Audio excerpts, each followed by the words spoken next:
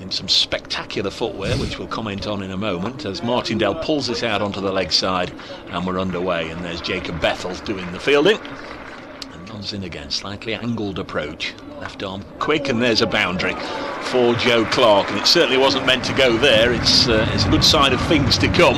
If you play a false shot and get a boundary, Clark has a boundary, and although it's the early stages and they're just looking to get a foothold, it's always nice. From Christchurch, he's going round the wicket to the left-handed Martindale, who just tucks this off his hip for a single on the leg side.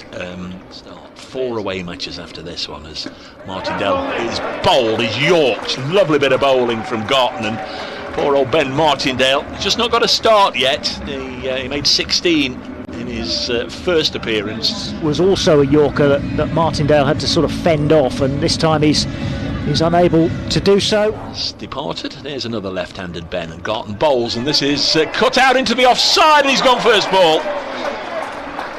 Garton's on a hat-trick.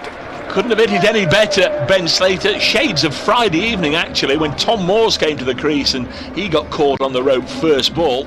Certainly not what Ben Slater would have wanted. I thought he'd just got it away. I thought it was flying away to the boundary, but... Faced the hat-trick ball, Garton round the wicket, bowls, and he does survive it. There's only been 2 hat-tricks against Notts in T20 cricket. Dominant. Mousley to Joe Clark, keeping him quiet, and now they've got him. It's a good catch standing up from Benjamin, and Notts lose their top scorer and their captain Joe Clark, caught behind an inside edge through to the keeper, and Notts for 5, having faced 8 deliveries, caught Benjamin, the wicket-keeper, from the bowling of Mousley. Fuchs in and strikes Montgomery on the pad. He's given. He was a long way down the track there, Matthew Montgomery. He advanced towards Zach Fuchs to work it to mid-wicket. Careful how I pronounce that. To work it to mid-wicket, and then raised the finger. I was a little surprised there. I thought he might have got the benefit of the doubt because he was a long way forward, but it's another one that's gone. Matthew Montgomery out to Fuchs for 3. Not so. Briggs again into Moores, who tries to sweep this one up straight to the man who's waiting on the edge of the circle to take the catch, and it's a dolly for Sam Hain. It's top edge by Moores, right up in the air. It just loops up. Oh dear, oh dear. You can't. Decade or so ago, and this one's up in the air, and he's got a wicket. Jack Haynes trying to get after Lintott, that just skewed up off the outside edge, and an absolute dolly of a catch at short third.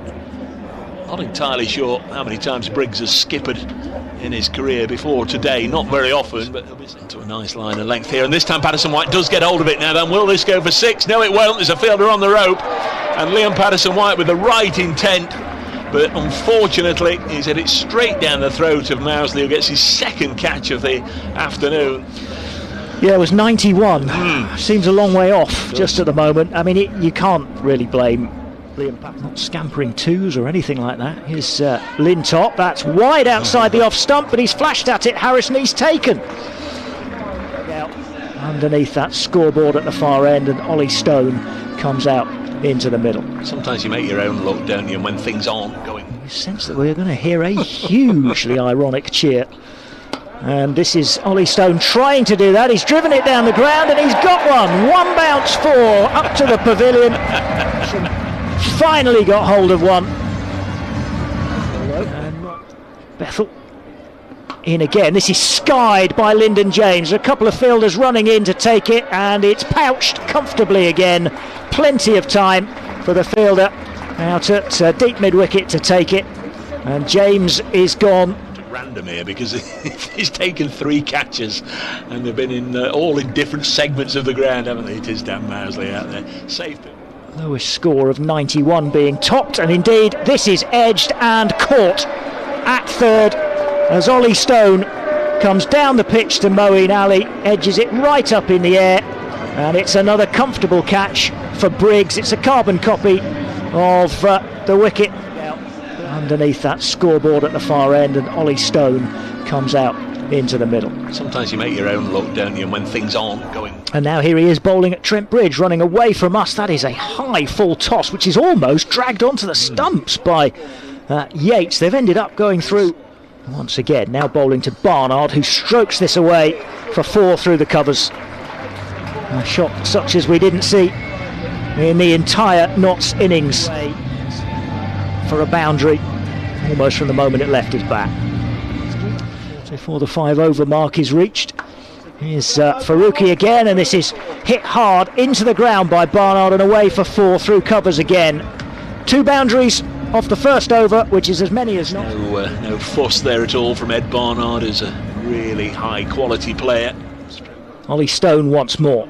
Blonde-haired figure, bounces one, and it's pulled away for 6. Qualifying and disappearing fast. Here's Stone, and down the pitch comes Barnard and gets an inside edge which beats the stumps, then beats the wicketkeeper and runs away for 4. Well, that's just... When things are going for you, absolutely make the most of it, because sport being what it is, on another day you'll be the side that gets. As this next one is skied up in the air, and Farooqi might have his first Notts wicket here, and he has, as the catch is pouched by the captain, Joe Clark. Under his arm, and was he didn't see the catch being taken, because, as you say, he was 4 or 5 paces already back towards the dugout.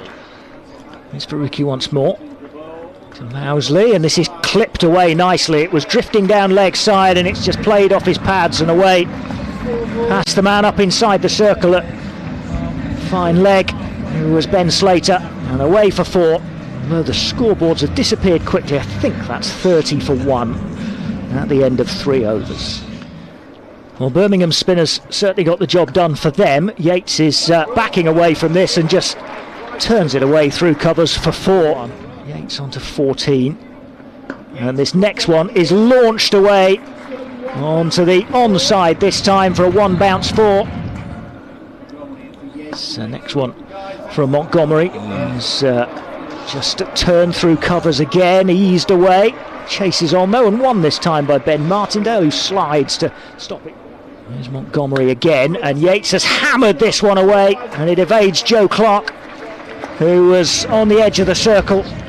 Here's Farooqi to continue, and this is just paddled away beautifully by Mousley, away down in front of the Hound Road stand, in between a couple of fielders. Mousley waited and then just steered it through for another 4, and it's 48 for 1. 10 needed. It's the 5th over, and this is a bouncer which is pulled away for 6 into the Hound Road stand, just helped on its way. They're the only ones we've seen all afternoon, and it's 56 for 1. Delivery to start with, but only 1 required. Scores are level, and this time it's crunched away through extra cover, and the Bears have won by 9 wickets after 5.2 overs. And again, there's boos all around Trent Bridge.